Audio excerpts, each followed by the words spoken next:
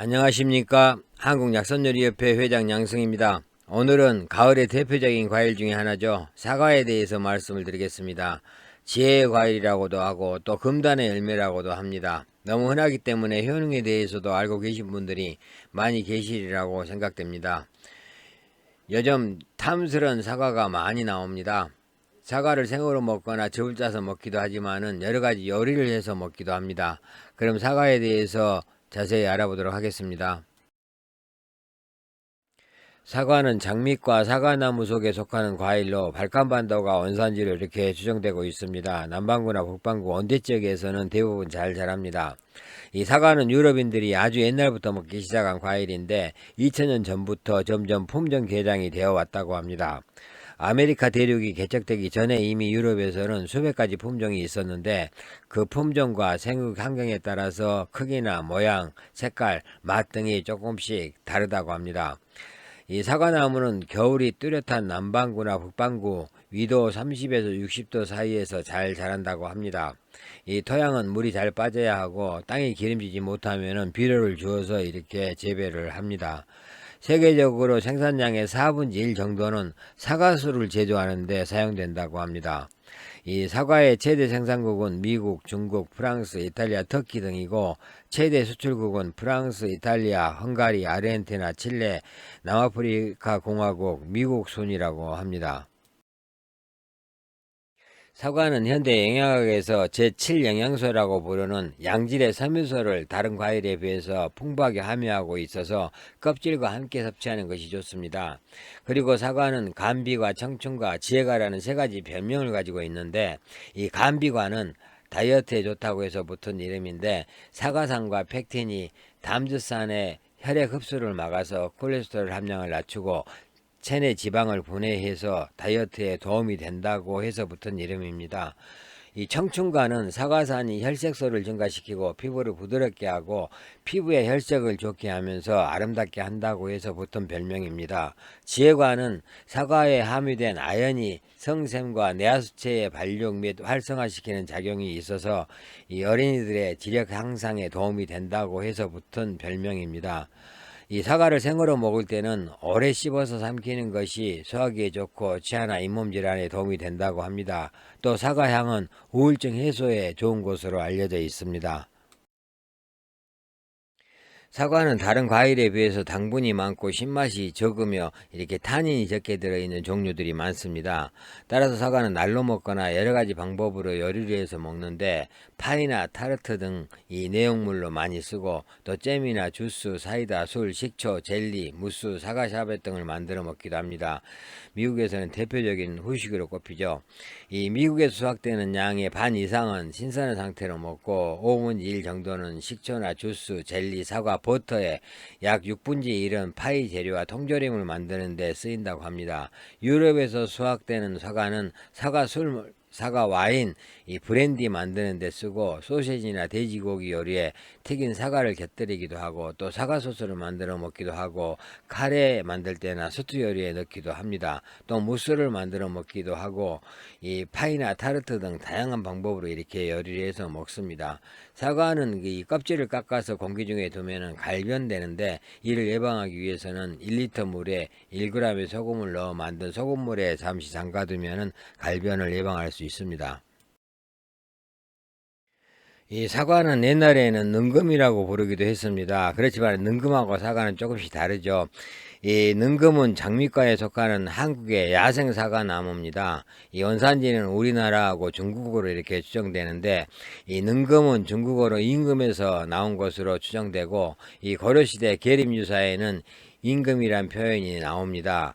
훈몽자해에도 능금이라고 이렇게 포기되어 있다고 하는데 이 19세기까지는 능금과 사과를 구분하지 않고 크기에 따라서 달리 이렇게 불렀는데 20세기 초에 능금나무가 다른 종으로 이렇게 분리되었다고 합니다. 이 능금은 배, 감, 복숭아, 자두와 함께 우리나라의 중요한 옛 과일이었으며 중국에서는 1세기경 임금이라고 불리는 능금을 재배한 것으로 이렇게 기록되고 있습니다. 이 조선조에 와서는 태종 때 정묘에 올리는 햇과일로 임금이 등장합니다. 쪼개고 깎아서 쓸 것인지 아니면 그대로 올릴 것인지를 두고 대신들 간에 논란이 있었다라는 그런 기록이 있습니다. 따라서 이 능금을 제사상에 올린 것으로도 추정할 수가 있습니다. 조선왕조실록에는 엉뚱한 계절에 임금꽃이 피었다는 기록이 여러 번 나옵니다. 여기서 말하는 임금은 우리가 말하는 그 국왕을 뜻하는 임금이 아니고 이 한문이 좀 다르니까 유념해 보시기 바라겠습니다. 고려 때 수도인 개성에 능금 심는 것을 장려했다고 하고 조선시대에도 태조가 한양을 수도로 정하면서 능금 심는 것을 장려했다고 합니다. 이처럼 능금은 우리의 중요한 과일로서 명맥을 이어왔는데 개화기 초기까지만 해도 개성과 서울 자화문 밖에 흔히 재배되고 있었다고 합니다.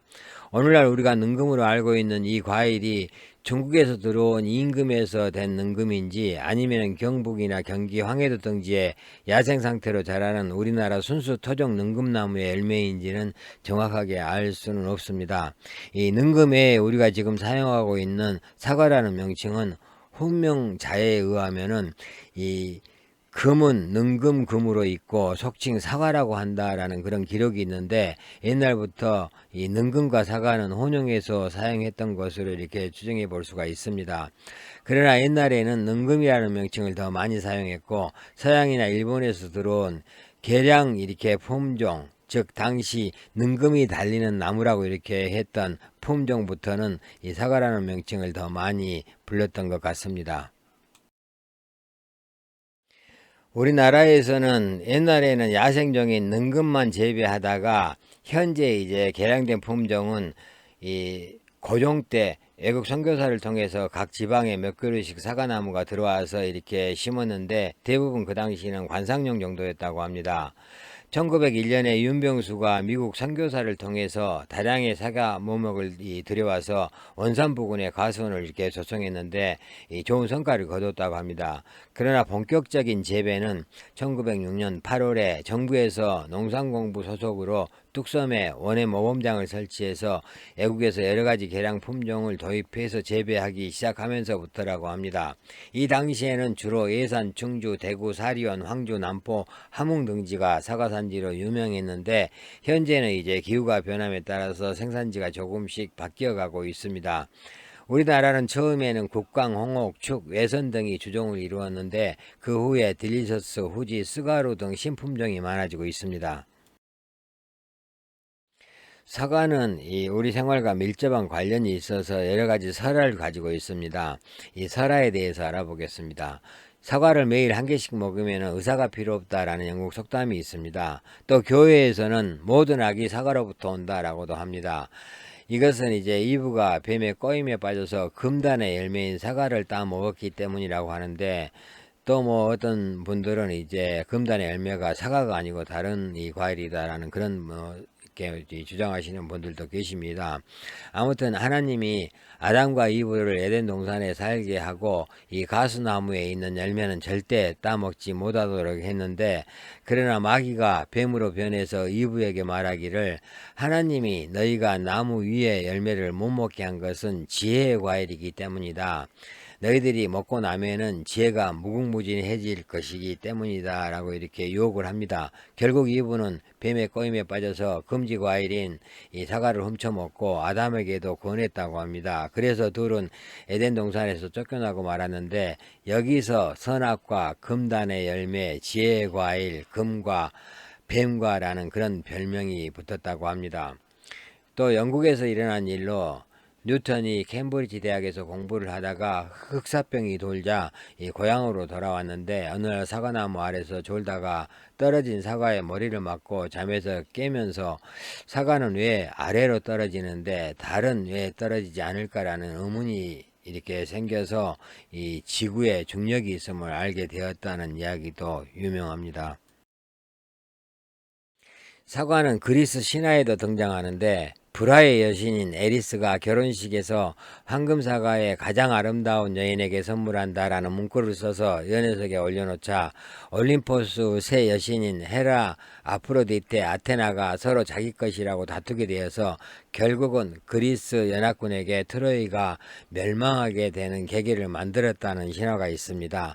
또 켈트 신화에도 사과가 나오는데 여기서는 아서왕이 영원히 잠든 아발론은 신비의 섬으로 사과의 섬이라는 뜻인데, 당시 아발론에는 사과나무가 가득해서 봄에는 사과꽃 향기가 가득하고 가을에는 빨갛게 잘 익은 사과의 향이 가득해 켈트족의 파라다이스라고 불렀다고 한다라고 합니다. 또 일천영일야 중흥의 고사에도 세 개의 사과 이야기가 나오는데, 이 사과가 부족했던 시기에 한 여자 환자가 사과를 갈망하며 나는 사과향을 맡아보고 한입 베어물고 싶다라는 아내의 말에 그녀 남편은 우여곡절을 겪은 후에 금화 3개를 주고 사과 3개를 사서 그의 아내가 기사회생했다는 그런 내용이 있습니다. 사과의 품종을 보겠습니다. 사과의 품종은 수확기에 따라서 조생종, 중생종, 만생종으로 이렇게 나누는데, 조생종은 미광, 조홍 등이 있고 중생종으로는 스가루, 모리스 딜리셔스, 스타킹 딜리셔스, 세계 1, 조나골드, 홍옥 등이 있고, 또 만생종으로는 후지, 유고, 해 등이 있습니다. 여기 사진에 이제 부사하고 아오리 2가지 사과가 있는데 여러분들이 사진을 보고 참고하시기 바라겠습니다. 그리고 썸머킹, 국광, 홍옥이 있습니다. 사진 보고 참고하시기 바라겠습니다. 그리고 골든 딜리셔스, 세계 1, 6호 등의 사진하고 이렇게 간단한 설명이 있으니까 참고하시기 바라겠습니다. 그리고 홍로, 레드 딜리셔스, 인도 등의 사진과 설명입니다. 시간 관계상 제가 설명을 일일이 드리지 못했으니까 참고하시기 바라겠습니다. 문헌에 나와 있는 사과의 효능 보겠습니다. 전남본초에는 성질은 차고 맛은 달고 시며 비장경, 위경, 심장경으로 들어간다. 위장에 유익하고 진액을 만들며 가슴에 답답한 열을 내리고 술을 깨게 한다 라고 했습니다. 이 식료본초에서는 중초를 보호하고 기운을 만들며 비장을 편하게 한다. 환자가 식사 후 기운이 잘 통하지 않을 때 갈아 마시면 좋다라고 했습니다. 청금요방 식시편에서는 심장의 기운을 도와 배고픔을 잘 참게 한다라고 했고, 수식거음식보에는 장을 윤택하게 하고 혈감을 느끼게 하며 진액을 만들어 소화를 돕고 술을 깨게 하는 효능이 있다라고 나와 있습니다. 그 다음에 사과의 주의사항도 먼저 보겠습니다. 이 사과는 성질이 차기 때문에 평소 비위가 차서 소화가 잘 되지 않고 설사를 자주 하는 사람들은 생으로 먹지 말고 익혀 먹는 것이 좋습니다. 또 사과는 당분이 많은 과일이기 때문에 당뇨가 있는 분들은 많이 섭취하지 않는 것이 좋습니다. 또 사과는 한꺼번에 많이 섭취하는 것도 이렇게 좋지 않다고 합니다. 동양의학에서 말하는 사과 효능 보겠습니다. 성질은 차고 맛은 달고 시며 위경, 폐경, 비장경, 심장경으로 들어간다라고 했습니다. 또 비위가 허약하여 식후에 배가 더부룩하거나 설사를 하는 사람들에게 도움이 되고 변비 예방에 좋다라고 했고, 이 진액을 만들어주는 그런 효능이 있어서 목이 마르고 갈증이 자주 나는 사람들에게 도움이 되고, 또 번열을 내려주는 그런 작용이 있어서 가슴이 답답하고 허열이 올라오며 권태감 있는 사람들에게 도움이 된다라고 했습니다. 그리고 천식성 기관지염에도 일정한 효과가 있고 숙지 해소 작용이 있고 음주를 많이 하시는 그런 사람들에게 도움이 된다라고 했습니다. 현대 영양학에서 말하는 사과 효능 보겠습니다. 사과의 성분은 당분, 유기산, 무기성분, 아미노산, 향기성분을 이렇게 크게 나눌 수가 있는데, 이 당은 과당이 반 정도 차지하고, 그 다음에 유기산으로는 사과산과 구연산이 들어있고, 무기성분은 칼륨이 제일 많고, 칼슘, 인산, 나트륨, 철이 들어있고, 또 아미노산은 다른 과일에 비해서 좀 적지만은 아스파라긴산은 많이 들어있다고 합니다. 이 사과의 주요 향기는 30여 종이 되는데 에스테르 알코올하고 알데히드가 많아서 향비가 풍부하다고 합니다.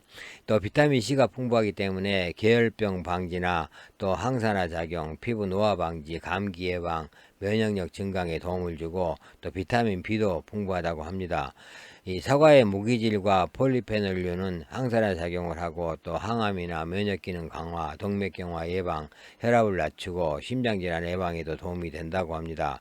이 석유소모가 또 풍부하기 때문에 정장작용이나 이 장 유동 운동을 활발하게 하기 때문에 변비 예방하고 대장암 예방에도 좋고, 이 사과의 사과산과 구연산은 신진대사를 촉진시키기 때문에 이 피로 회복에 도움이 되고 또 어깨 결림이나 요통에도 도움이 되고, 아스파라긴산은 숙취 해소에 좋다고 합니다. 사과 보관법을 보겠습니다. 사과를 상온에 오래 두면은 계속적으로 호흡작용을 하기 때문에 산이 많아지고 수분이 증발하면서 모양이 쪼그라들고 효소작용에 의해서 부패돼서 오래 보관할 수가 없게 됩니다. 따라서 냉장고에 보관하는데, 냉장고는 습도가 낮아서 오래 보관할 때는 이 사과가 쭈글쭈글해지고 맛이 없게 됩니다. 따라서 냉장고에 보관할 때 0.03mm 두께의 얇은 비닐에 담아서 봉합한 후에 저장 보관하면은 가스 저장 효과가 있어서 비교적 오래 보관할 수 있다고 합니다.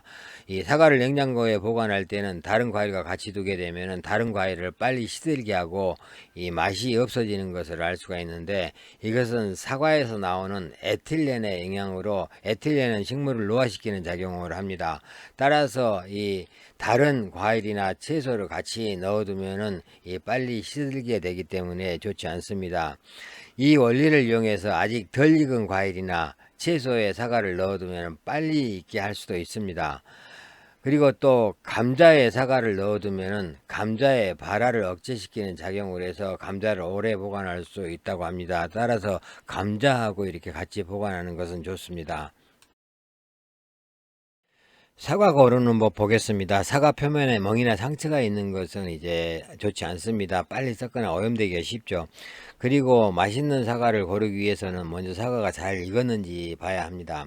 이 과실의 익음 정도는 색과 향으로 이렇게 판단할 수가 있는데, 이 색은 겉보다는 꽃받침 부위의 색을 잘 살펴보는 게 좋습니다. 이 즉 부사는 꽃받침 부분이 다망색으로 이렇게 착색된 것이 좋고, 쓰가루 같은 경우는 녹색이 탈색되고 무색에 가까운 것을 고르는 게 좋습니다. 그 다음에 꼭지가 시들지 않는 것이 이제 좋은데, 꼭지가 시들고 가늘면서 잘 부러진 것은 이 딴지 오래된 그런 사과입니다. 이 사과의 육질이 단단하고 가볍게 두들겼을 때 소리가 맑은 것이 싱싱한 사과입니다. 그리고 사과의 크기는 중간 사이즈가 좋고, 중간 크기의 사과가 이 맛이 좋으면서 저장성도 우수하고 육질도 단단해서 식감이 좋습니다. 잘 익은 부사는 과육세포에 이렇게 꿀이 고이는 밀 증상이 있는데, 겉으로 보기에 과육이 투명하게 보이는 사과를 선택하는 것이 이런 밀 증상이 있는 맛있는 사과를 고를 수 있는 요령입니다. 우리나라에서는 이제 사과는 생사과로 가장 많이 먹습니다. 또 이렇게 샐러드 할 때 생사과를 넣고 먹기도 합니다.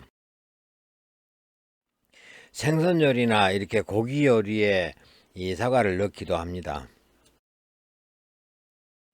이 사과를 우리가 카레 만들 때 이렇게 넣기도 하고, 또 이 썰어서 말려 가지고 이렇게 간식으로 먹기도 하고, 그 다음에 이제 우리가 이렇게 밀가루로 만든 병에다가 속에다가 이 소로 넣어서 이렇게 먹기도 합니다. 이 사과를 디저트로 많이 먹기도 하는데, 이 파이를 만들거나 아니면은 익혀서 이렇게 디저트로 많이 이용을 하고 있습니다. 피자 만들 때 사과를 이렇게 이용하기도 하고, 또 잼도 만들어서 빵 사이에 넣어서 먹고, 또 사과 주스를 만들어 많이 마시죠. 사과에 대해서 말씀을 드렸습니다. 요즘 사과, 좋은 사과들 많이 나오니까 한 번씩 이렇게 드셔보시기 바라겠습니다. 감사합니다.